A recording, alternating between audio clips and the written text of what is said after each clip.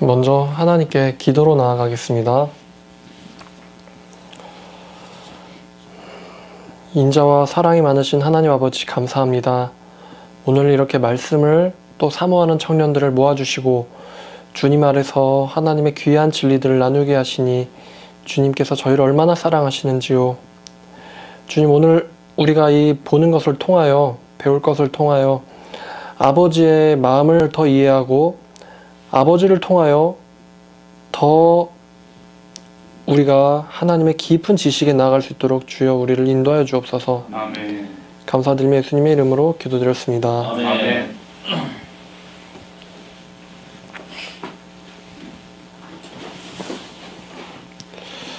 자, 오늘은 하나님께서 우리에게 이제 주시는 이 계시의 말씀을 우리가 어떻게 이해해야 되고 어떻게 더 받아들여야 하는지 그것에 대해서 좀 더 나눠보고자 해요.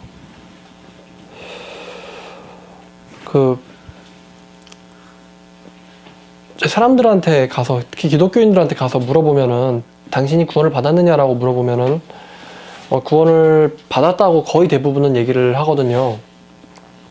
자, 그러면은 그 구원을 받았다고 얘기하는 그 근거가 무엇이냐? 그러면은 그게 다 자기의 어떤 이성적인 것에다 근거를 두고 있어요. 그럼 기독교인들한테 당신이 구원을 받은 이유는 무엇이냐? 그러면은 자기의 어떤 생각 속에 근거를 두고 있다는 거예요. 이성 안에서. 자, 그러면은 저번에 이런 말씀 드렸는데 과연 우리가 구원을 받았다고 생각하는 그 근거를 우리 자신에게 두고 있는 것이 과연 안전한가? 그것에 대해서 한번 생각을 해봤었어요. 그래서 많은 사역자들이 사람들을 건져주는 일을 하는데 건져주고 안전지대로 데려갔는데 그 사람들을 데려다 놓은 안전지대가 정말로 반석 위에 굳건하게 서 있는 그 반석이 아니라 거기가 예수님께서 말씀하셨던 것처럼 회칠한 무덤 같아가지고 그 아래에는 죽은 자들의 뼈가 가득한 곳이라는 거예요. 그래서 이제 그 얄팍한 자기 이성으로 덮여져 있는 그 살얼음판 위에서 팍 깨져가지고 떨어지면 그 사람도 역시 죽은 자들의 뼈가 되어버리는 거예요. 그래서 우리가 그런 의미를 한번 말씀을 통해서 볼게요. 마태복음 23장 27절입니다.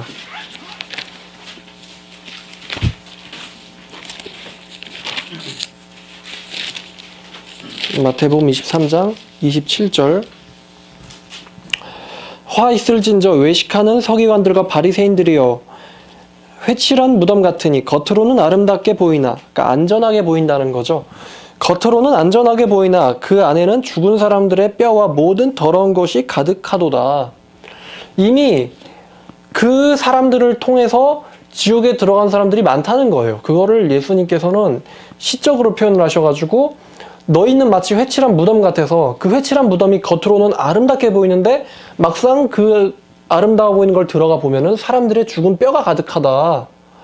이렇게 말씀하셨는데, 그러니까 우리가 우리 자신이 구원을 받았다라는 것을 무엇으로 근거를 해야 되는가?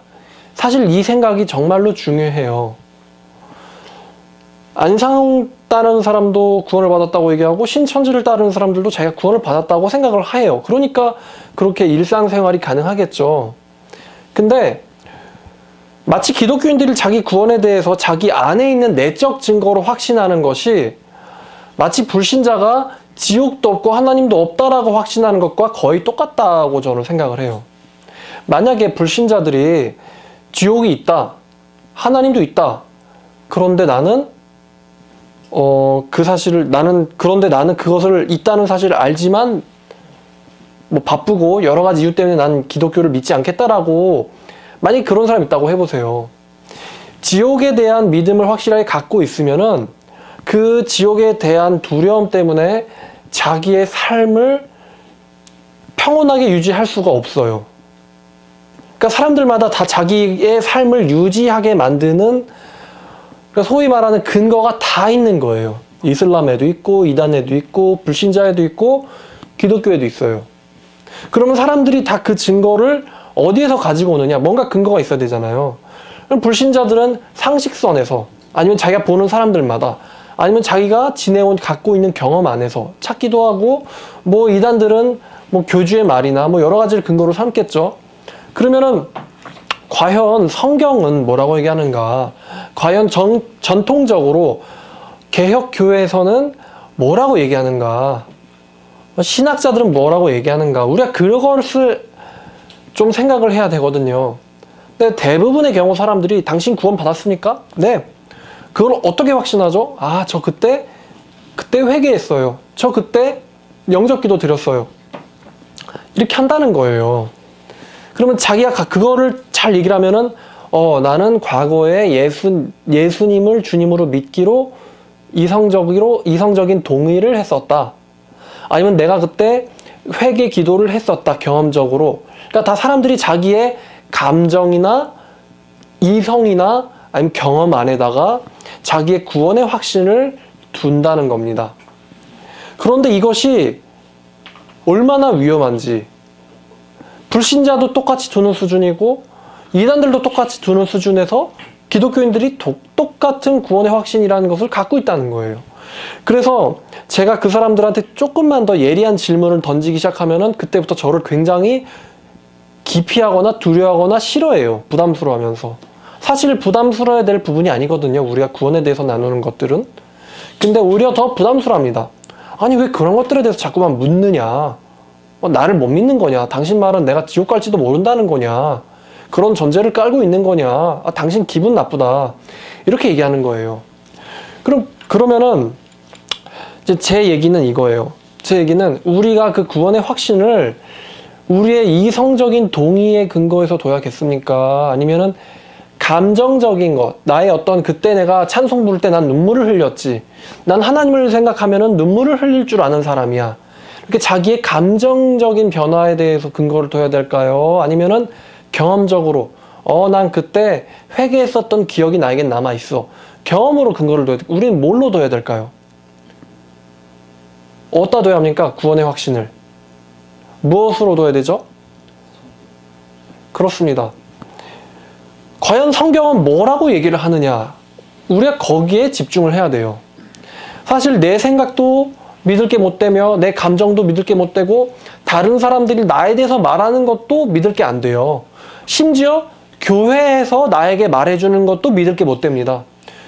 그렇게 심각하게 됐었던 데가 바로 로마 천주교예요. 당신 구원 받았다. 내가 여기 지금 구원 증서를 써주지 않느냐? 되게 위험한 거예요. 교회에서 인증한다고 해서 사실 안전하다고 할 수가 없는 거예요. 현대교회도 로마 천주교화가 되고 있거든요.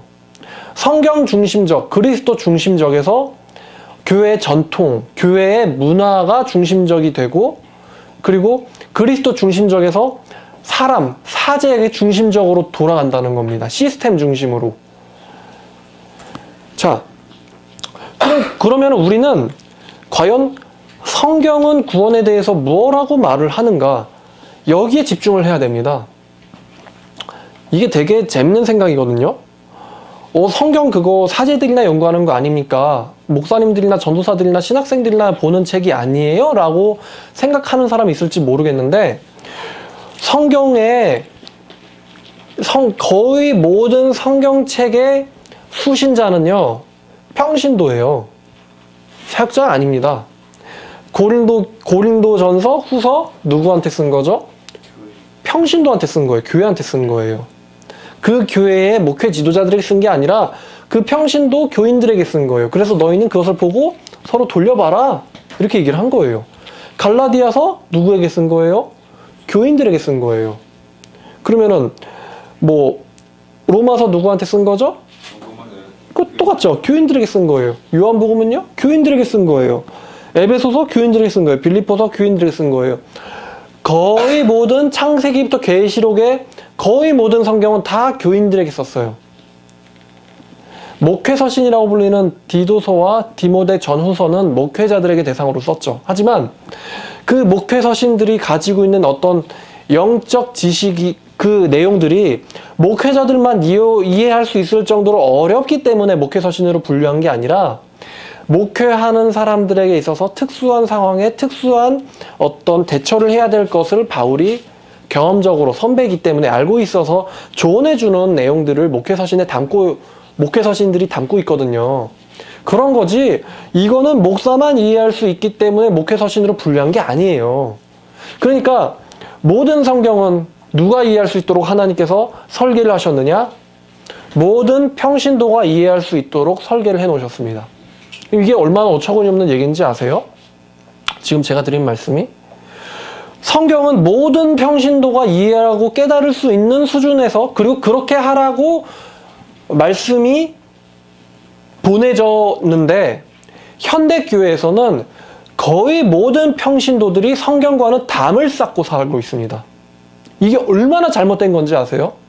초대교회는 거의 모든 성도들이 그 사도들의 서신서들을 다 읽고 접하고 회개하고 돌아섰어요.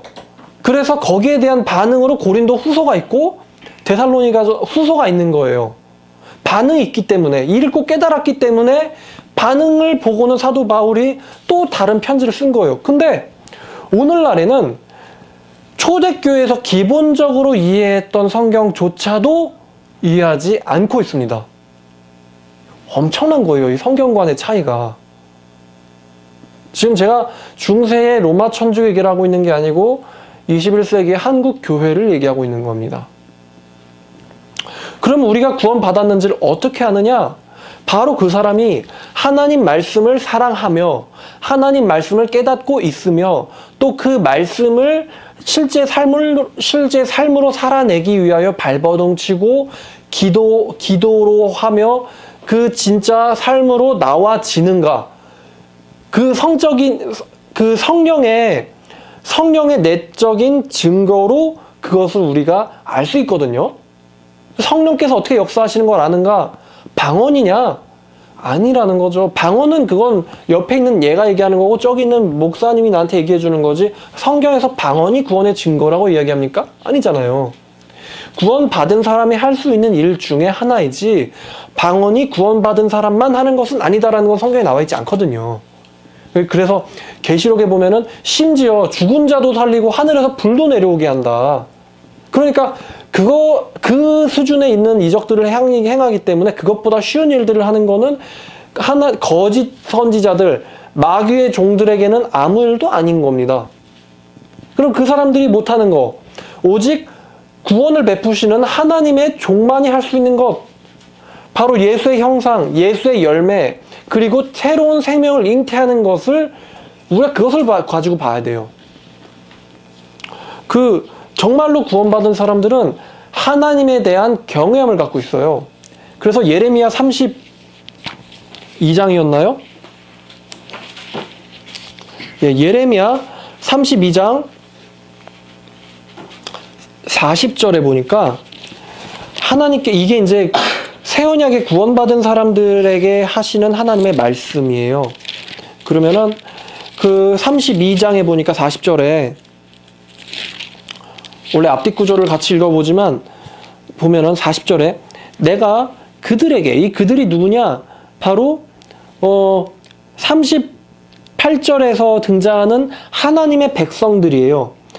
하나님과 새로운 언약을 통해서 그 관계가 바뀐 백성들을 얘기하는 거예요. 내가 그들에게 복을 주기 위하여 그들을 떠나지 아니하리라 하는 영원한 언약을 그들과 함께 세우고 나를 경외함을 그들의 마음에 두어, 지금 경외함이라고 얘기했는데 40절에 얘기하는 그 경외함은요, fear라는 단어를 씁니다, 영어로. 그래서 이게 어떤 거냐면 하나님을 두려워할 줄 아는 마음이에요. 하나님을 두려워하는 것을 그들의 마음속에다 두어서 그 두시는 목적은 그들로 하여금 나를 떠나지 않게 하고 여호와 하나님을 떠나지 않게 만드는 거예요. 자, 그러면은 여호와 하나님을 두려워하는 것이 무엇을 말하는 거냐면은 이사야에 보면은 이사야 66장에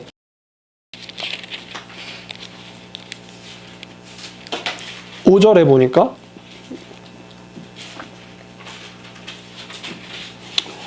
5절에 보니까 5절 전반절을 보니까 66장 5절 상반절을 보니까 여호와의 말씀으로 말미암아 떠는 자들은 그의 말씀을 들을지어다.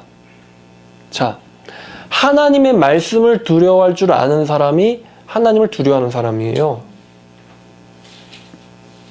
그냥 교회 잘 안 빠지려고 그러고 뭐 그런 게 두려워하는 게 아니라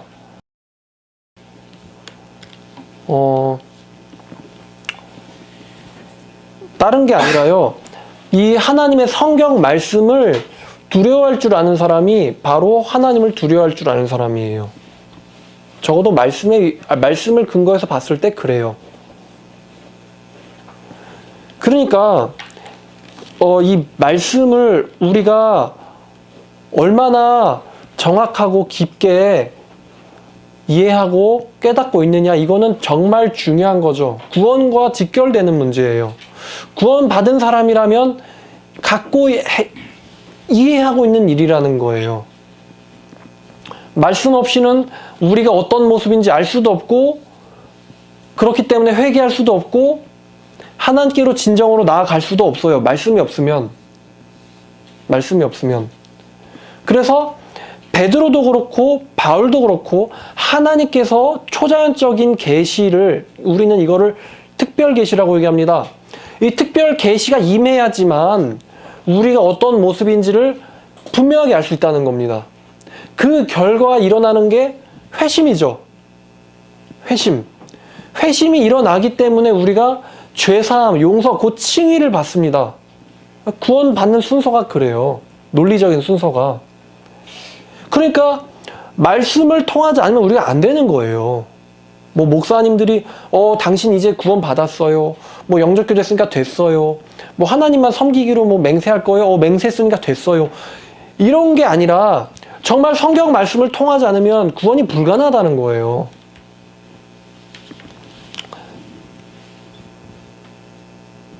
그래서 이제 말씀을 이해하는 게 정말 중요한데, 그러면 우리가 이 말씀을 어떻게 이해를 해야 하는가? 우리가 말씀을 어떻게 더 정확하게 묵상할 수 있을까? 신학자들은 한 말씀을 볼 때요, 6가지 배경을 연구를 합니다. 6가지를 연구를 해요. 한 가지 말씀을 볼 때. 한 요절을 읽고 주해하고 해석할 때 거기서 6가지를 연구를 더 하는데, 뭘 연구를 하냐면 첫 번째가 원문에 대한 해석이에요. 히브리 헬라어에 대한 원어 해석. 자기의 생각을 통해서 하는 원어 해석이에요. 이것을 그러니까 사역이라고 합니다. 그러니까 우리가 갖고 있는 이 번역본 성경이 정말 대부분의 경우 이제 훌륭하지만 어쩔 수 없이 언어의 장벽 때문에 우리가 오해하는 부분이 생겨요. 그거를 막고자 원어로부터 직역직해를 합니다. 그러니까 번역의 장벽을 피하려고 하는 거죠. 번역상 오류를 뛰어넘으려고 하는 거예요. 언어가 다르니까. 자, 그러면 개인적으로 언어를 봐가지고 이것을 극복을 하고, 그러면 이제 또 두 번째로는 어떤 연구를 하면은, 두 번째로는 역사 연구를 합니다. 우리와 그들 사이에 문화적으로 그리고 시간적으로, 여기 제가 얘기하는 그들이란 이 성경 말씀을 받는 사람들을 말하는 거예요. 그럼 받는 사람들이 예를 들면 고린도전서는 언제 받았느냐? 거의 2000년 전이에요. 우리가 지금부터 150년, 200년 전에 그 조선의 문화나 그 사람들의 사고방식, 행동 양식 같은 것을 우리가 지금 이해할 수 있습니까? 없죠. 남자 여자 같이 막 우린 지금 뭐 남자 여자 길에서 막 손잡고 다니는 건 뭐 기본이고 뭐 그러잖아요. 근데 그런 광경들이나 그런 것들이 150년 전에 있는 그 조선 사람들이 이해할 수 있을까요? 못하죠. 그럼 만약에 지금 뭐 개인 남녀가 손잡고 걸어가는 장면을 어떤 사람이 기록을 남겼다고 해봐요. 그러면 이 글을 만약에 150년, 200년 전에 살던 조선 사람들이 봤다고 생각해 보세요. 그러면 그거는 결혼한 두 사람을 얘기하는 거다 이렇게 얘기를 할 거란 말이에요. 근데 우리는 아니죠. 손잡고 간다고 결혼했다고 우리가 결혼한 부부겠거니하고 봐요? 아니죠. 이제 곧 깨지겠거니하고 보죠. 예? 이게 이제 시간적 간격이란 말이에요. 또 이 사람들은 고대 그 중동 사람들이잖아요. 우리와 문화적인 격차가 이 벽이 있어요. 문화적인 벽이. 그래서 그 미국 같은 데는 사람들한테 고맙다고 표시할 때 운전할 때 상향등을 킨다고 그러더라고요. 근데 우리나라에서 상향등 키면은 앞차가 내립니다. 끽 하고 내려요. 그래가지고 너 나와 이러죠. 그래요. 그쵸? 우리나라는 고맙다고 얘기할 때 비상등을 켜죠. 문화적 차이예요, 이게. 또. 그러니까 제가 아주 되게 간단한 걸 얘기했는데 그 고대의 근동에 살던 사람들과 우리와 그 문화적으로 얼마나 격차가 있겠습니까? 그러니까 우리가 이것을 본다고 보는데 사실 이거를 우리가 이해를 하려면 우리가 솔직하게 말해서 시간적 장벽과 문화적 장벽이 있음을 우리가 인정해야 돼요. 그래서 그거를 극복하기 위하여 성경이 기록될 당시에 살던 사람들이 어떠한 문화적인 어떤 관습이나 생활 풍습이 있었는가, 역사적 정황은 어떠했는가. 전쟁에 대해서 많이 나오잖아요. 예언서도 전쟁, 그 대선지서도 예언서인데 그 가운데 이제 전쟁의 위기에 대해서 얘기했고, 요즘 애들한테 전쟁 얘기하면 뭐 이해해요? 겨우 셈해 보니까 이제 겨우 이제 60년 지났더라고요. 평화가 온 지. 겨우 60년이에요. 근데 인류의 역사 속에서 60년 동안의 평화 기간은 사실 이건 아무것도 아니에요. 사람들의 역사가 전쟁이 없었던 적이 없는데 마치 오늘날 사는 사람들은 전쟁이 영원히 없을 것처럼 생각한단 말이에요. 아무리 북한에서 뭐 미사일 500발을 날리고 뭐 소형 정찰기를 띄우고 뭐 그런 행태를 보여도 요즘 젊은 애들이 전쟁 날지도 모르겠다라는 생각합니까? 전혀 안 하거든요. 그러니까 내가 이제 공부 어떻게 해서 대학은 어디 들어가야 되고 대학 나온 다음에 취업은 어디로 해야 되겠고 그 다음에 뭐 차는 못 사고 집은 못 사고 내 인생은 어떻게 딱 디자인을 하잖아요. 사실 우리가 한 치 앞도 모르는데. 그래서 이제 역사적인 그 배경을 연구를 하는 게 바로 두 번째 작업이에요. 그럼 세 번째 작업은 뭐냐? 단어에 대한 연구입니다. 우리가 알고 있는 이 단어가 그 당시 사람들이 알고 있는 단어랑 달라요. 의미가. 예를 들면 우리가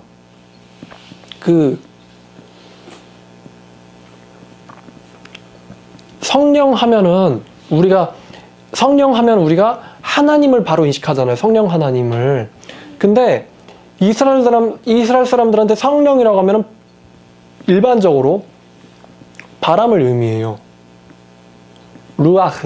루아흐가 가지는 첫 번째 의미는 바람이에요. 바람. 그리고 그 다음에 가지는 의미가 영이죠. 그러니까 우리가 성령이라고 자연스럽게 인식하는 것들을 그 사람들은 바람을 인식하는 거예요. 그래서 예수님께서 니고데모에게 구원의 진리를 설명하실 때 성령 임하심을 설명하실 때 뭘로 비유를 두셨냐면은 바람이 어디로 부어서 임의대로 어디서 불어서 어디로 가는지 네가 알지 못하는 것처럼 성령도 그러하다. 이렇게 얘기하시거든요.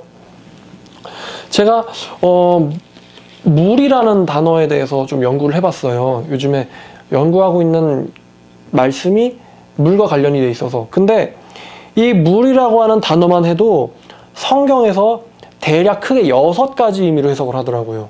신학자들은. 물, 히브리어로 마임이라는 단어인데 이 마임, 그러니까 이 물이라는 단어가 문자적인 의미로 해석을 할 때는 이런 의미를 갖고, 그 다음에 그것을 언약적으로 해석을 할 때, 그러니까 물을 가지고 하나님께서 언약을 하신단 말이에요. 하나님의 백성들과. 1차적인 의미는, 문자적인 1차적인 의미는 생존이죠. 마셔야지만 되는 생존하는 것. 근데 더 깊게 가면 언약적인 의미에서 하나님께서 물을 가지고 그의 백성들과 약속을 하십니다. 지금도 우리가 물로 세례를 받죠? 언약적인 의미가 들어있어요. 세 번째가 제의적, 의식적인 성격을 갖고 있습니다. 물로. 그래서 구약의 문둥병자들 물로 옷을 씻잖아요. 그리고 제사장들을 아론과 아론의 아들들을 제사장으로 임명할 때 반드시 뭐를 하냐? 거룩한 옷을 입는데 거룩한 옷을 입기 전에 뭘로 하냐? 물로 몸을 먼저 씻어요. 제의적인 의미가 있습니다. 그리고 또 신화적인 의미가 있어요. 하나님의 그 창조기사, 노아의 홍수, 그리고 홍해를 가르시는 것들. 물을 가지고 하나님의 신성을 얘기를 합니다. 그런 의미로서 또 그 마임이라는 단어가 쓰기도 하고 또 비유적으로도 쓰여요. 물이. 내 사슴이 시냇물을 찾는 것처럼 내가 하나님을 찾습니다. 이런 말씀 있잖아요. 그런 것처럼 물이 시적으로 사용될 때가 있습니다. 물이란 단어가. 그리고 또 어떤 사람은 이것을 종말론적 관점에서도 해석을 해요. 물을 가지고. 거룩한 성 새 예루살렘에서 어린 양의 보좌에서 뭐가 흘러나오죠? 그죠? 생명수가 흘러나와요. 그 생명수가 흘러나오면서 있는 그 실과들이 열매를 맺죠. 에스겔서에서도 성전 아래에서 뭐가 흘러나오냐면은 생명수가 흘러나와요. 종말론적 관점에서 봤을 때. 또 신자에게서도 예수님께서는 신자로 비유를 하셨는데 나를 믿는 자에게서는 그의 배에서 생수의 강이 흘러내리리라고 말씀하셨어요. 지금 그 예언이 실현됐기 때문에 그것도 종말론적, 비유적이면서도 종말론적인 의미를 갖죠. 이것만 해도 막 정말 이해할 게 엄청나게 많더라고요. 물이란 단어 하나만 가지고 했을 때도. 자, 그럼 네 번째는 또 뭐가 있냐? 세 번째가 단어였어요. 네 번째는 뭐냐면, 네 번째는 장르 연구입니다. 성경은 여러 장르의 책들이 붙어 있어요. 역사서도 있죠. 그 다음에 시가서도 있어요. 시의 형식을 가진 성경도 있다는 거예요. 그리고 이야기, 스토리텔링, 내러티브 형식을 가진 성경도 있고요. 그래서 또 뭐가 있냐? 중요한 게 또 묵시 문학적 장르도 있죠. 예언서들, 계시록 같은 거. 그러니까 어떠한 장르냐에 따라서 그 책을 해석을 하는 게 좀 달라지는 거예요. 만약에 시가서를 해석하는, 아까 사슴 얘기했는데 다윗이 자기를 사슴이라고 표현했다. 그래서 우리는 사슴이다. 이렇게 해석을 하면 돼요, 안 돼요? 안 되잖아요. 그죠? 내 마음은 호수요. 호수요. 이렇게 얘기하면은 내가 호수라는 얘기예요? 아니면 호수 같다는 얘기예요? 호수 같다는 얘기죠. 호수가 아니라는 얘기잖아요. 호수가 아니다. 근데 이런 함정에 누가 제일 많이 걸리냐? 이단들이 제일 많이 걸려요. 이단들은 그 단어의 비유적 해석을 전혀 생각하지 않아요. 예수님께서 이 잔은 내 피로 세운 새 언약이다 했을 때 이 잔은 내 피다라고 얘기한 게 그게 문자적으로 이해를 해야 돼요? 아니면 비유적으로 이해를 해야 돼요? 비유적이죠. 왜냐하면 안에 들어있는 건 피가 아니니까, 포도주니까. 그렇잖아요. 너희는 나는 하늘에서 내려온 살아있는 떡이니, 살아있는 빵이니, 너희가 나를 먹지 않아, 나의 피를 마시지 않냐면 너희 안에 영생이 없느니라라고 했을 때 그 나의 피라고 얘기했던 거를 우리가 문자적인 직접 해석을 해야 되나요? 그거를 영적으로 이해를 해야 되나요? 영적인 이해를 해야 돼요. 그래서 내 말은 살리는 것은 영이니 육은 무익하니라. 내가 너에게 한 말은 영이요 생명이라 라고 말씀하셨는데 이것을 문자적으로 해석을 하니까 새 언약 유월절 안 지키면 지옥 간다는 교리가 나올 수 있는 거예요. 그리고 다섯 번째가 이제 문학적 정황이에요. 문학적 정황. 이 문학적 정황이라 함은 앞뒤의 단락 가운데서 그것을 이해를 해야 되는 거예요. 그러니까 한 절을 이해할 때 작게는 그 앞절과 뒷절, 크게는 그 앞단락과 뒷단락, 더 크게는 그 성경 그 권 안에서 이 말씀의 역할을 이해를 해야 돼요. 그냥 한 절만 이렇게 무슨 이렇게 쪽집게로 쏙 뽑아가지고 아, 이 말씀은 이런 뜻이야 이렇게 우리가 보는 게 아니고, 이 성경이라는 거는 권위이기 때문에 우리가 이렇게 써있는 이 내용들 중에서 한 절을 뽑아내면 여기서 해석의 오류가 생길 수 있다는 겁니다. 그래서 예수님께서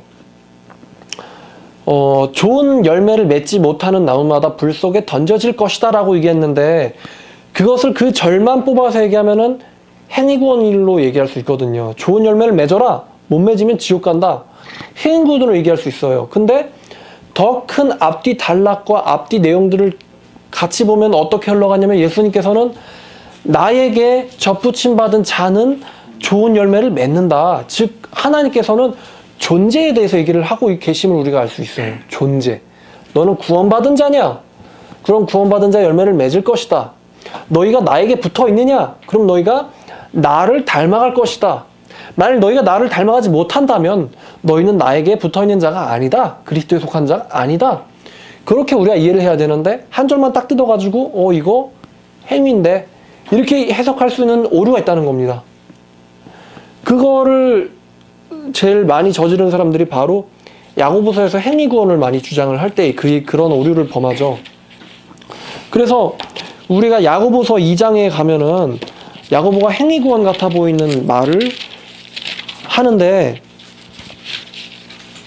봐봐요.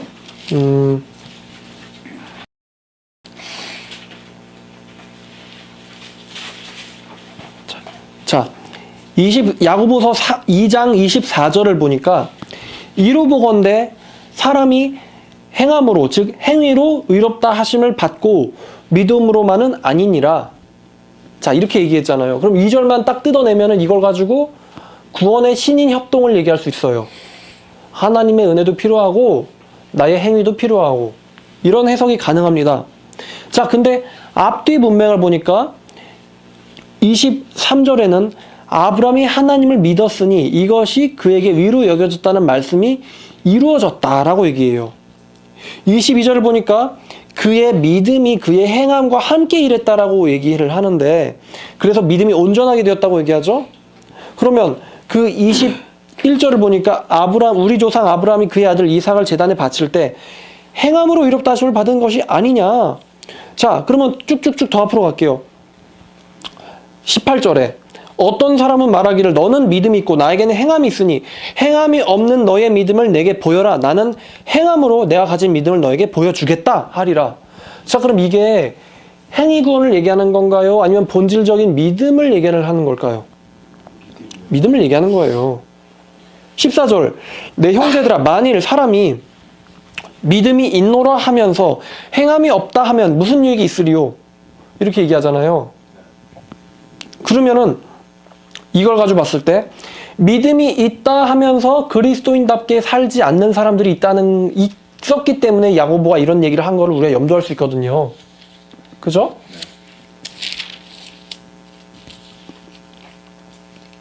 말만 믿는다고 하는 사람들이 있었기 때문에 야고보가 행함 얘기를 한 거예요. 행위구원 얘기를 한 게 아니라.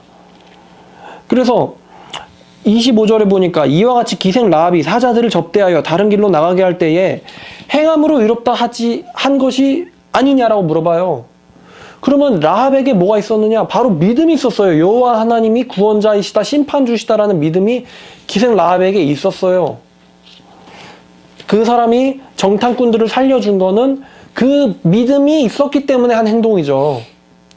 그런 행동을 했기 때문에 하나님을 믿게 됐던 게 아니라, 순서가. 그래서 야고보서 1장을 보면은 야고보서 1장 22절에 너희는 말씀을 듣고 행하는 자가 되고 듣기만 하여 자기를 속이는 자는 되지 말라. 자기를 속이는 자가 되지 말라고 하는 게 무슨 말입니까? 자기가 믿음이 있는 줄로 착각하지 말라는 얘기 아니에요. 이게 행함이 없으면서 참된 믿음이 아닌데. 그래서 누구든 말씀을 듣고 행치 아니하면 그는 거울로 자기의 생긴 얼굴을 보는 사람과 같아서 제 자신을 보고 가서 그 모습이 어떠했는지를 곧 잊어버리거니와 자유롭게 하는 온전한 율법을 들여다보고 있는 자는 듣고 있는 자가 아니요 실천하는 자니 이 사람은 그 행하는 일마다 복을 받으리라. 자, 말씀을 듣기만 하는 자는 사실 참 신자가 아니다. 행함이 있는 자가 참 신자다라고 야고보가 얘기하고 있잖아요. 야고보가. 자, 이런 식으로 한 구절만 가지고 나오면 그 구절을 가지고 오역을 하는 게 가능합니다. 그래서 이단들이 뭐 세례를 받아야지만 천국을 간다는 둥, 뭐 행함이 있어야 된다는 둥, 뭐 안식일을 지켜야만 된다는 둥, 그런 주장을 다 앞뒤에 정황을 살피지 문학적 정황을 살피지 않았기 때문에 일어나는 거예요. 그런 일들이. 마지막 6번째로 신학자들이 성경을 연구할 때 무엇을 더 고려를 하는가? 바로 정경적 정황을 연구합니다. 어떤 말씀을 얘기를 할 때. 예를 들면 예수님의 십자가 사건을 성경 속에서 볼 때 과연 그 신약 복음서에 기록된 그 십자가 사건을 구약의 저자들은 무엇이라고 얘기하는가?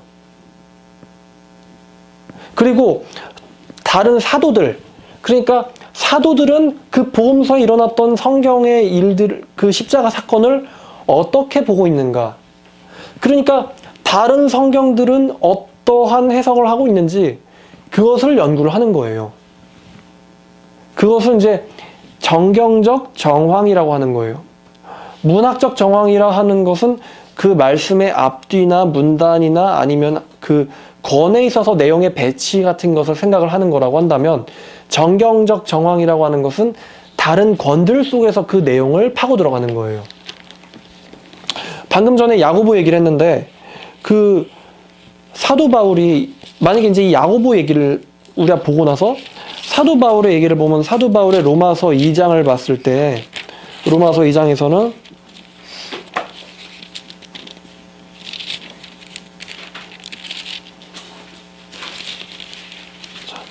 자, 로마서 2장 13절에 하나님 앞에서는 율법을 듣는 자가 의인이 아니요 오직 율법을 행하는 자라야 의롭다 하심을 얻으리니, 하나님 앞에서는 율법을 듣는 자가 의인이 아니다. 율법을 행하는 자라야 의롭다 하심을 얻으리니. 지금 이것이 야고보가 얘기하는 것과 비슷하죠? 이 말씀이. 사도 바울이 얘기하고 있는 것이. 통일성을 이루고 있잖아요.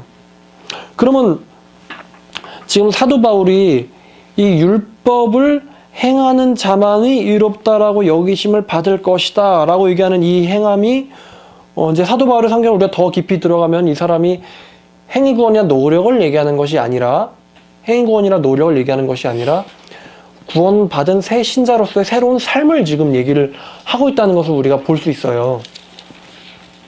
로마서 8장에 그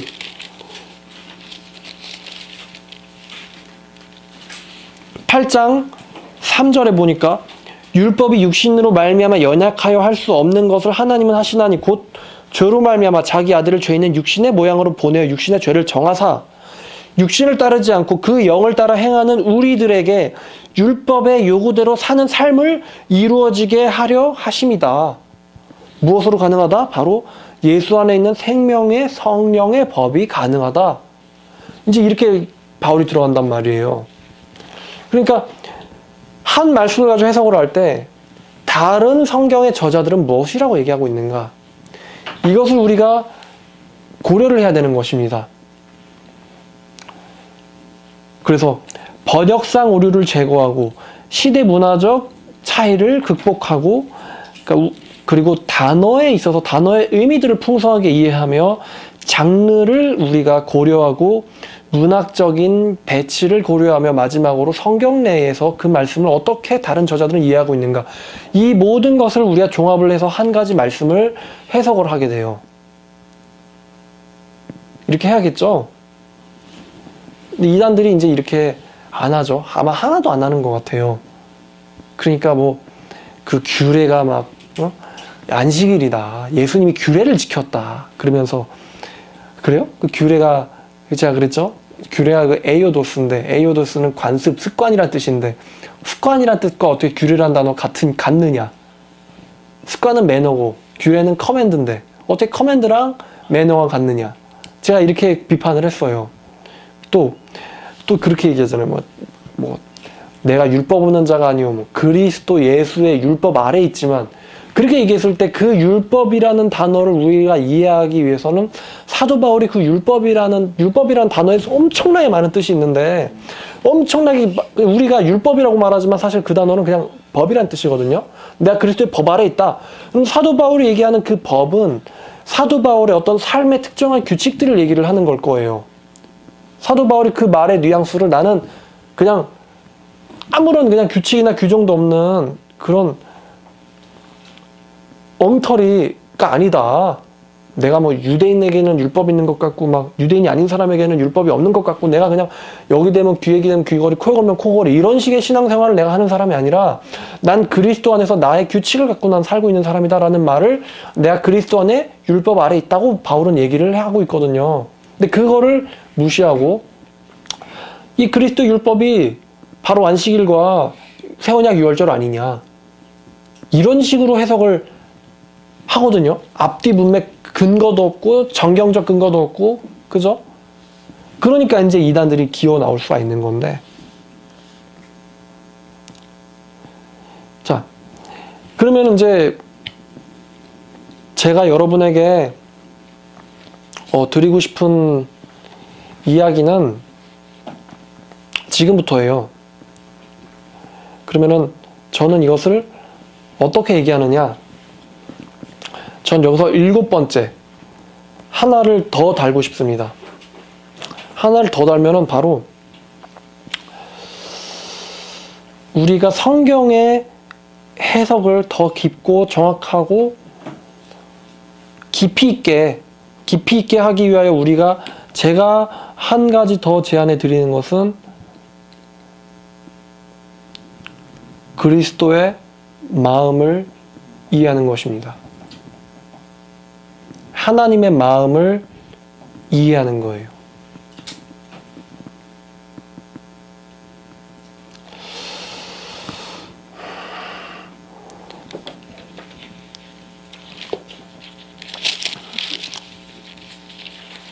고린도전서 2장을 보시겠습니다. 이 고린도전서 2장은 성경 계시, 특별 계시를 우리가 어떻게 받아들여야 되는지에 대해서 굉장한 도움을 주는 장이에요. 이 2장 말씀은 사도 바울의 성경 자체가 다 논리적이긴 하지만 사도 바울의 성경들 중에서도 정말로 논리성이 탁월하면서도 긴밀하게 연결이 되어 있는 장이 이 고린도전서 2장이 아닌가 싶어요. 첫 절부터 끝 절까지 외워도 정말 낭비가 하나도 없는 아주 정말 좋은 말씀이에요. 자, 고린도전서 2장에 보니까 형제들아 내가 너희에게 나아가서 하나님의 증거를 전할 때에 인간의 말과 지혜에 아름다운 것으로 하지 아니하였느니 사도 바울이 지금 자기의 언변으로 가서 전하지 않았다고 합니다. 내가 너희 중에 예수 그리스도와 그의 십자가에 못 박히심 외에는 아무것도 알지 아니하기로 작정하였음이라. 작정하였습니다. 왜? 오직 그리스도의 십자가 사건만을 전하기 위하여. 다른 구차한 것은 자질구레한 것들은 다 사도 바울이 나중에 2차적인 것들을 다 뒤로 밀어놓은 거예요. 예수 그리스도와 그의 십자가에 못 박히신 사건 말고는 내가 너희 가운데서 아무것도 아는 자가 아닌 것처럼 내가 살기로 작정했다. 내가 너희 가운데 거할 때에 약하고 두려워하며 심히 떨었노라. 왜일까요? 사도 바울이 무서웠기 때문에? 아니죠. 사도 바울이 가진 이 전 인류에게 구원을 줄 수 있을지도 모르는 하나님이 사도 바울에게 맡겨주신 이 복음의 그 무게를 알기 때문에 바울이 이 전파하는 것에 대한 그 사명감을 이해하고 있기 때문에 두려워하고 떨었던 거예요. 사도 바울이 약한 사람이어서가 아니라 사도 바울이 겁쟁이여서가 아니라 이 사도 바울의 받은 이 복음은 사도 바울이 복음을 전하는 사람들을 살릴 수도 있고 죽일 수도 있는 복음이에요. 그래서 사도 바울이 두려워했던 겁니다. 그래서 계속 지금 그 얘기를 하죠. 내 말과 내 전도를 설득력 있는 인간의 논리적인 언변으로 하지 아니하고 지혜말로 하지 아니하고 오직 성령의 능력을 나타내심으로 하여 너희의 믿음이 사람의 지혜에 있지 아니하고 오직 하나님의 능력에 있게 하려 하였노라. 이게 지금 사도 바울이 전파하는 거예요. 사기판, 사입이나 이단은 정반대로 하죠. 하나님의 능력, 성령의 나타내심이 아니라 인간의 논리와 궤변 가운데 믿음을 두려고 하죠. 사도 바울은 말가지의 탁월함을 지금 경계하고 있어요. 난 나의 언변과 말발을 나는 두려워한다. 이것 때문에 너희들이 잘못된 믿음을 갖게 될 수가 있다. 난 두려워한다. 난 너희가 성령을 통하여 믿음의 확신을 갖기를 바란다. 바울은 지금 그 얘기를 하고 있어요. 자, 그러면 사도 바울이 지혜가 없는 무식한 자냐? 그래서 6절에 뭐라고 말하는가? 우리가 온전한 자들 가운데서 지혜를 말하노니 이 지혜는 세상의 지혜도 아니요 이 세상 관원들의 통치자들의 지혜도 아니요 다만 은밀함 가운데 있는 하나님의 지혜를 말하는 것으로서 곧 감추어진 것인데 하나님께서 감추어 두신 것인데 하나님의 우리의 영광을 위하여 미리 정하신 것이다. 예비하신 것이다. 창세 전부터. 이 지혜는 세상의 통치자들은 아무도 몰랐노라. 만일 그들이 알았더라면 영광의 주를 십자가에 처형하는 오류는 범하지 아니하였으리라. 기록된 바 하나님께서 자기를 사랑하는 자들을 위하여 예비하신 것들을 인간의 눈으로 보지 못하고 귀로 듣지도 못하고 사람의 마음으로도 생각하지도 못하였다 함과 같으니라. 그러니까 바리새인들이 그 지혜 있고 권세 있고 똑똑하다고 하는 사람들이 여호와께서 보내신 그 하나님의 아들을 왕으로 섬겼던 게 아니라 오히려 잡아서 죽였잖아요. 빌라도도 아는데 나사렛 예수 유대인의 왕이다. 빌라도도 아는 사실을 유대인들은 몰랐단 말이에요. 유대인의 왕이라 쓰지 말고 자칭 왕이라 써주세요. 지들은 몰랐던 거예요. 오직 근데 하나님께서 어떠한 방식으로 이것을 우리에게 계시하셨는가? 오직 하나님께서 성령으로 이 사실을 우리에게 계시하셨으니 보이셨으니 성령께서는 모든 것 곧 하나님의 깊은 것들까지도 통달하시느니라 통찰하시느니라. 그러므로 사람의 일을 사람의 속 안에 있는 영 외에는 누가 알리오? 이 십자가의 사건은 사람의 사건입니까? 사람에게 속한 사건입니까? 하나님의 마음속에 있는 사건입니까? 하나님께 속한 사건입니까? 하나님께 속한 사건이에요. 그래서 하나님의 영이 아니면 아무도 모르는 거예요. 이와 같이 하나님의 일도 하나님의 영 외에는 아무도 알지 못하느니라. 그렇다면 우리가 어떻게 이것을 아는가? 우리가 세상의 영을 받지 아니하고 오직 하나님께로부터 온 영, 곧 성령 하나님을 받았으니 이는 우리로 하여금 하나님께서 우리에게 은혜로 주신 것들, 곧 예수와 그리스도죠. 그러니까 그리스도와 십자가죠. 이 그리스도와 십자가와 사도들과 선지자들 그의 모든 예언들과 축복들을 얘기를 하는 거예요. 우리에게 은혜로 주신 것들을 알게 하려 하심이다. 무엇을 통해서만? 성령 하나님을 통해서만. 우리가 너희에게 이것을 가르치거니와 인간의 사람의 지혜가 가르친 말로 하지 아니하고 오직 성령께서 가르치시는 것으로 하나니 영적인 일들은 무엇으로만 분별한다? 영적으로만 분별하느니라. 그래서 육에 속한 사람들은 하나님의 성령의 일들을 받아들이지 아니하나니, 그러니까 불신자들이 안 받아들이죠. 십자가 사건 안 받아들여요. 이것이 그에게는 어리석게 보이며 그들이 생각하기에 어리석게 보일 수밖에 없고 또 그것을 알 수 있는 능력도 없어요. 알 수도 없나니 이는 그것이 성령을 통해서만 분별되기 때문이다. 성령을 통해서만. 그래서 신령한 자, 영적인 자는 모든 것을 판단하나 자기는 아무에게도 판단을 받지 못하느니라. 잴 수 있는 틀이 다르니까. 육신적 차원에 머물러 있는 사람이 어떻게 영적 차원에 있는 사람들을 판단할 수가 있겠어요? 어떻게 올바로 그들을 판단할 수가 있겠어요? 못하죠? 자, 근데 이제 마지막 절이 바로 제가 드리고 싶은 말씀이에요. 누가 주님의 마음을 알았다고 해서 주를 가르치려 들겠느냐? 그런데 우리는 그리스도의 마음을 가졌느니라. 이 헬라어로 마음, 누스라고 하는 단어인데 참 번역을 잘했어요. 우리가 그리스도의 마음을 가졌다. 자, 그래서 제가 여러분에게 드리고 싶은 것은 바로 그리스도의 마음을 통하여 우리가 말씀을 이해하는 능력을 갖기를 바래요. 우리가 그리스도의 마음을 가져야만 돼요. 이게 너무 놀라운 거예요. 어떻게 피조물인 인간이 하나님의 마음을 이해할 수 있는가? 사실 불가능한 건데 가능해요. 가능하게 됐어요. 개가 죽었다 깨어나도 사람의 마음을 이해 못해요. 마찬가지로 우리도 하나님의 마음을 이해를 할 수가 없었어요. 근데 예수님의 십자가 사건을 통하여 그분께서 보내신 그 영을 우리 안에 받아들임으로써 우리가 하나님의 마음을 우리가 이해를 할 수 있게 됐어요. 하나님의 마음을. 이 하나님의 마음을 이해를 해야지만 말씀이 바로 보입니다. 말씀이 바로 보여요. 내가 유대인에게나 헬라인에게나 내가 너희에게 빚진 자다. 이게 그리스도의 마음이 아니면 이 말의 뉘앙스를 이해할 수가 없거든요. 사도 바울이 제가 전번에 인용했던 말씀인데 사도 바울이 사도행전 26장에서 아그리빠 왕에게 변론할 때 26장 29절에서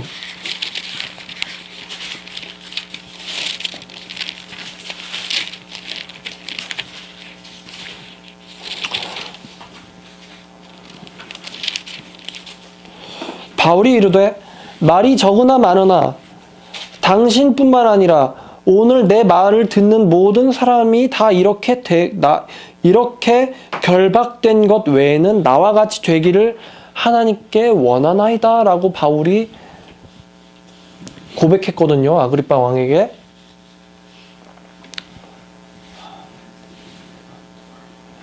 자, 그러면은 지금 사도 바울이 얘기하고 있는 이 결박된 것 외에는 사실 이 말씀이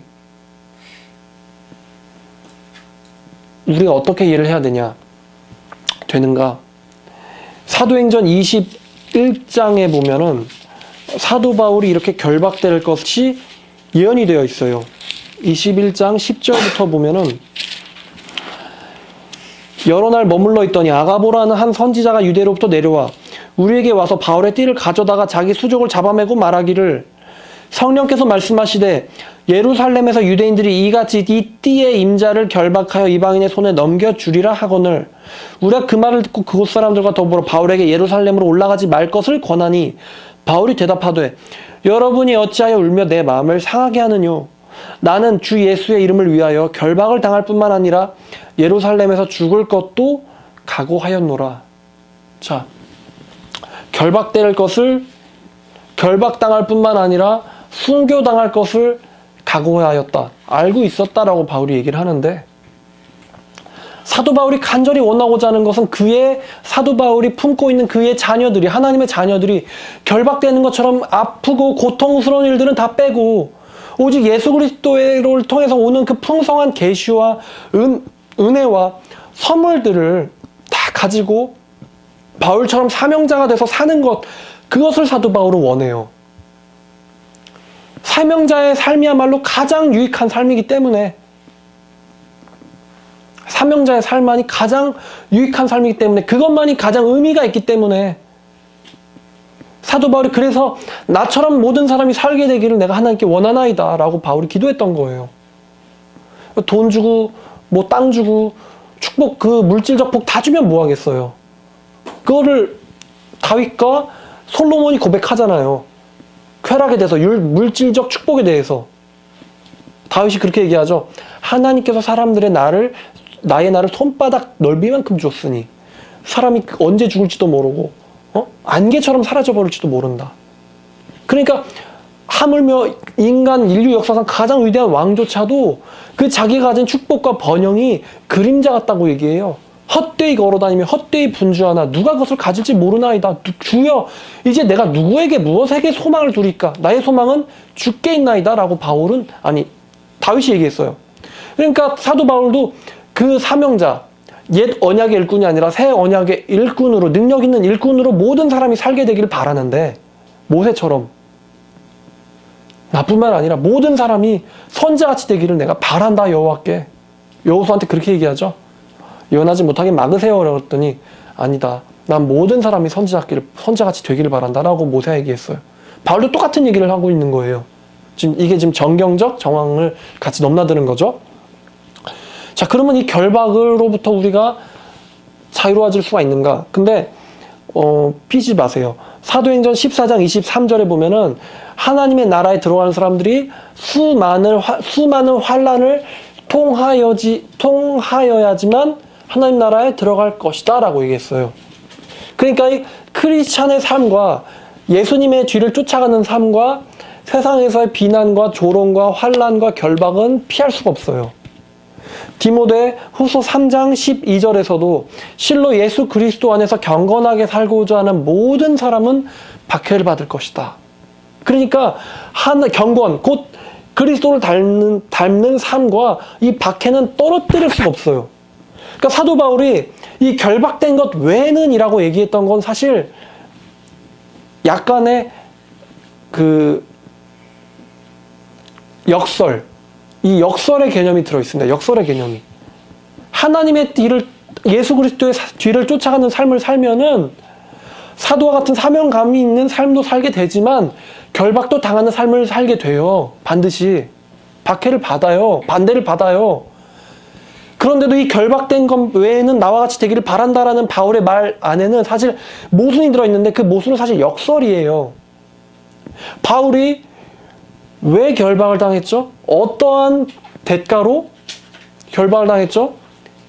하나님께서 바울에게 주신 그 사명감, 사명의 그 말씀을 좀 이렇게 뜯어오면은, 좀 빌려서 얘기하면은, 다른 사람들에게 자유를 준 대가로 자기 자신은 결박을 당하게 된 거예요.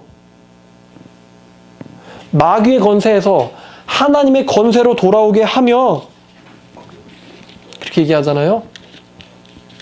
어둠에서 빛으로, 마귀의 권세에서 하나님의 자녀로, 하나님의 권세로 돌아오게 하는 일을 한 이유로 바울이 이렇게 결박을 당한 거예요.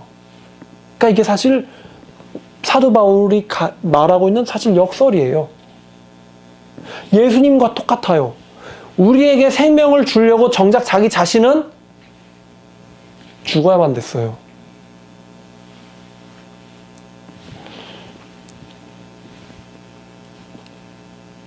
이 제가 말씀드리고자 하는 이 여호와의 마음, 이 마음을 가지고 우리가 말씀을 볼 때 그 말씀이 좀 더 분명하고 좀 더 깊이가 있고, 그리고 가장 중요한 것은 우리의 삶에 가장 활동력 있게 말씀이 역사한다는 것입니다.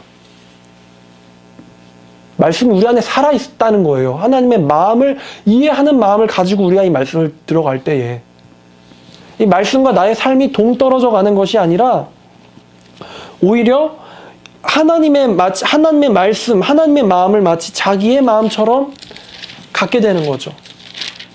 저는 아마 모든 선지자들이 다 이랬을 거라고 생각해요. 하나님의 마음을 이해했던 선지자들, 모세가 하나님의 마음을 이해하지 못했을까요?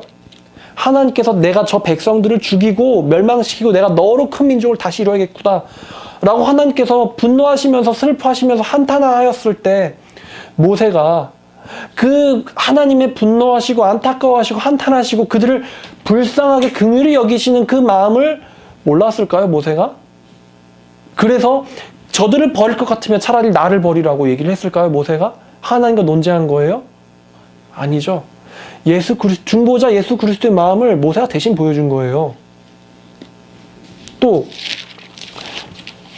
이사야 6장에 선지자 이사야가 하나님께서 말씀하시기를 이사야 6장 8절에 내가 또 주의 목소리를 들으니 주께서 이르시되 내가 누구를 보내며 또 누가 우리를 위하여 갈꼬 하시니 이 하나님의 한탄하는 음성을 이사야가 들었던 거예요. 도대체 주의 입이 누구에게 선포해야지 그가 그것을 말하겠느냐? 일꾼이 없구나.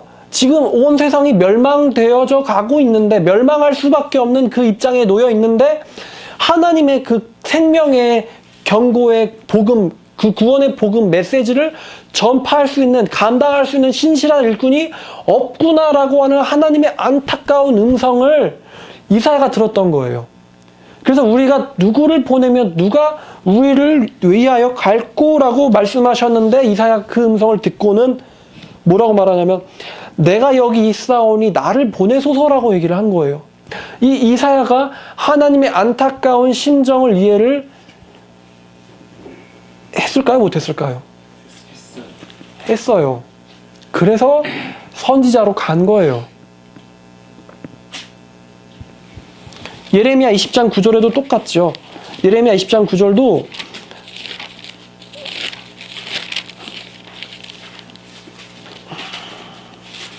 자 7절부터 볼게요. 7절부터 여호와여 주께서 나를 권유하심으로 내가 그 권유를 받았사오며 주께서 나보다 강하사 나를 이기셨으므로 나를 조롱했다 나를 농락했다 이거예요. 여호와 하나님께서 너를 지켜주겠다 하셨으면서 사실 안 지켜주셨다는 거예요. 그래서 내가 사람들 앞에서 조롱거리가 되며 사람마다 종일토록 나를 조롱하나이다. 지금 이 예레미야가 하나님 말씀을 선포하니까 이런 일을 당해가지고 예레미야가 하나님한테 서운한 마음을 갖고 있었어요. 처음에는 내가 말할 때마다 외치며 파멸과 멸망을 선포함으로 여호와의 말씀으로 말미암아 내가 종일토록 치욕과 모욕거리가 됨이니이다. 아나돗 사람들이 이르기를 여호와 이름으로 예언하지 말라. 그래야 네가 죽지 아니하니라. 막 살해의 위협을 받는단 말이에요. 얼마나 그게 모욕적이에요. 우리가 실제로도 어떤 누구한테 너 죽고 싶냐? 이 얘기 한번 들으면 정말 기분 많이 나쁘거든요. 자존심 상하고 남자로서 너 그렇게 하면 너 죽는다. 이 얘기 들으면 정말 기분 많이 상해요. 근데 예레미야는 종일토록 그런 자존심 상하는 일들을 매일같이 당했던 거예요. 그래서 예레미야가 아 진짜 나 이제 여호와의 일을 못 해먹겠다. 나 하나님의 말씀 선포하는 일 그만할래요. 라고 생각을 했더니 9절에 내가 다시는 여호와를 선포하지 아니하며 그의 이름으로 다시는 말하지 아니하리라 라고 하면 나의 마음이 불붙는 것 같아서 골수에 사무치니 내가 답답해서 견딜 수가 없었나이다. 자, 이 예레미야가 하나님의 그 사명을 감당하지 않기로 작정을 하니까 하나님께서 주신 그의 사명감이 하나님께서 그에게 주신 복음이 이 불붙어가지고 사무치기를 견딜 수가 없었다. 이 사람 여호와의 심정을 아는 사람입니까? 모르는 사람입니까? 아는 사람이요. 아는 사람이에요. 자, 바울도 똑같이 말합니다. 누가 그리스도의 마음을 생각을 알았냐고 그리스도를 가르치겠느냐? 그런데 우리들은 그리스도의 마음을 갖고 있느니라. 그래서 우리가 주님의 심정을 가질 수가 있는 거예요. 그 심정을 가지고 우리가 말씀을 볼 때에 이 말씀을 좀 더 분명하고 정확하고 깊이 있게 우리가 들어갈 수가 있습니다. 앞에 얘기했던 6가지 연구들은 그거는 학문적인 연구들이고요. 가장 중요한 것은 우리가 그리스도의 마음을 통하여 성경을 분별할 줄 아는 그 분별력을 갖고 있어야 돼요. 그리스도의 마음을 통하여 성경을 해석할 줄 알아야 돼요. 하나님의 그 심정을 헤아리면서 성경을 해석할 줄 알아야 돼요. 그래야 자기 생각대로 안 나갑니다. 그래야 자기 탐욕대로 해석하지 않아요.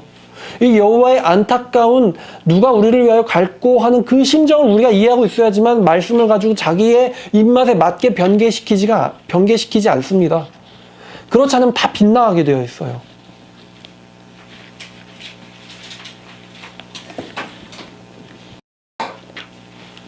제가 이것을 이해를 하니까 말씀이 외워지기 시작하더라고요. 저는 말씀을요, 내가 이것을 자랑하려고 외워야지, 아니면은 누구한테 보여주기 위해서, 아니면 말씀을 선포해야 전해야 되니까 말씀을 전하기 위해서 내가 이걸 외워야지, 그래야 실력 있어 보이니까, 이렇게 해서 저는 외운 타입이 절대 아니에요. 제가 이것을 외우게 됐을 때가 8년 전인데, 그 8년 전에 저는 하나님의 마음을 너무나 많이, 그러니까 하나님의 마음을 제가 너무나 많은 시간 동안 하나님의 마음을 제가 헤아렸어요. 막 성경을 읽는데 막 눈물이 흐르고, 아, 내가 정말 그 십자가를 등지고 도망갔던 그 베드로가 바로 나였구나. 그 스데반의 죽음을 보면서 이를 갈면서 쟤 잘 죽었다 그렇게 원망했던 하나님의 철천지 원수, 그게 바로 나였구나. 에스겔 8장 9장에서 그 자기의 그 마음속으로 온갖 가증한 것들을 잔뜩 가지고 섬기면서 사실은 하나님의 영광을 위해서라는 거짓 그 포장지로 자기를 속이고 하나님을 속이고 있던 게 바로 나였구나. 그랬기 때문에 그 말씀들이 저에게 외워졌던 것이죠. 하나님의 마음을 헤아리니까, 사도 바울의 마음을 헤아리니까, 바울이 그러잖아요. 빌립보서 3장에서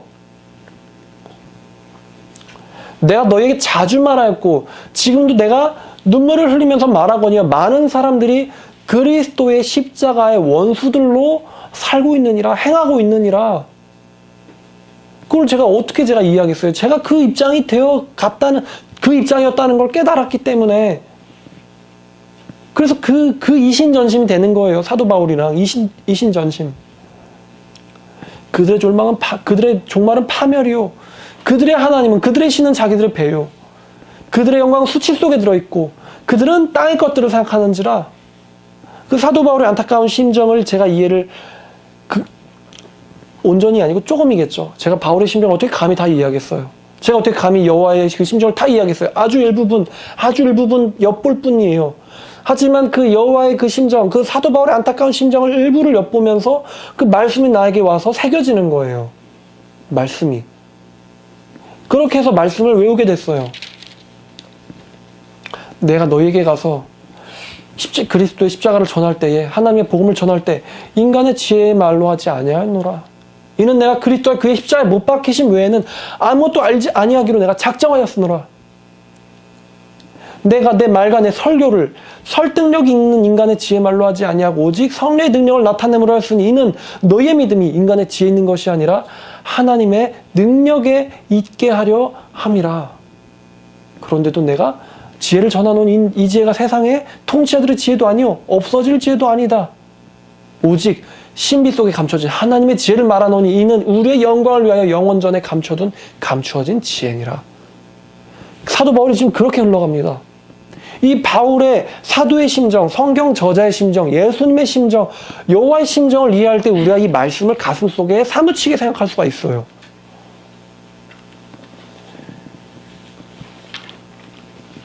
우리가 뭐 탁월한 신학자가 아니기 때문에 정말 성경 원어를 딱 보고는 이게 다 이런 뜻이고 이렇게 한 번에 직독직해가 되는 사람들이 아니기 때문에 앞에 얘기한 이 6번째 연구들을 우리가 모든 말씀 해석에 있어서 다 적용할 수는 없겠죠. 하지만 가장 중요한 것, 이 여호와의 심정을 통하여 말씀을 해석하는 능력은 우리 모두가 가졌으면 좋겠어요. 우리 모두가.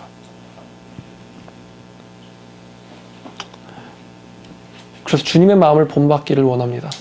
아멘. 주님의 마음을 본받으니 주님의 생각이 우리 안에 들어오게 될 줄을 믿습니다. 아멘. 너희 안에 이 생각을 품으라. 곧 그리스도 예수 안에도 있는 생각이니. 바울이 얘기했습니다. 기도하겠습니다. 하나님, 우리의 마음을 열어주셔서 하나님의 마음을 알길 원합니다. 이 백성을 향한 하나님의 안타까운 심정을 알길 원합니다. 정말 죽어가는 자들, 이단에게 미혹되어 고통받는 사람들, 인생을 낭비하는 사람들, 그리고 하나님을 알지 못하여 멸망으로 가고 있는 사람들을 보고 그들을 향한 그 긍휼하신 하나님의 마음을 우리도 품게 되길 원합니다. 아멘.